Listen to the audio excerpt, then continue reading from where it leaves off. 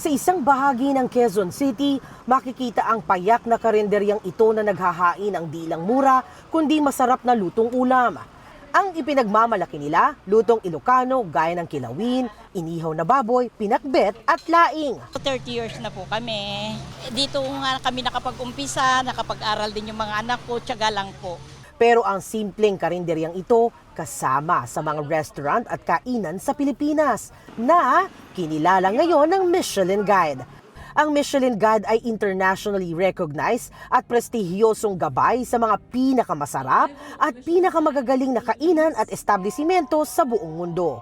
Sa paglulunsad ng Michelin Guide sa Pilipinas, isang restaurant ang nakakuha ng 2 Michelin stars. 8 iba pa ang nakakuha naman ng 1 star.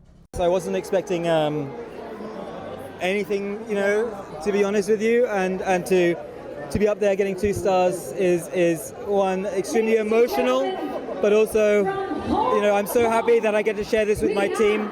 Binigyan naman ng Michelin Bib Gourmand ang 19 na kainan sa Metro Manila at 6 na kainan sa Cebu. Kinikilala nito ang mga establisimentong nag-aalok ng katangi-tanging pagkain sa presyong abot kaya.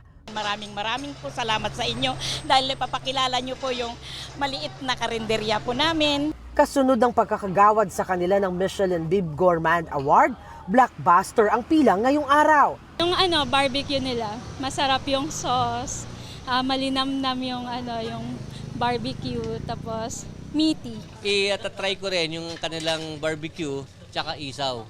I hope naman, masarap din naman yan eh. Since purong Ilocano kami, then we want to try din yung totoong dinakdakan nila kung totoo ito. Pasok naman sa Michelin Selected ang mahigit 70 kainan na bagaman hindi napasama sa ginawaran ng Star at Bib Gourmand, inirerekomenda at kinikilala rin ng Michelin Guide.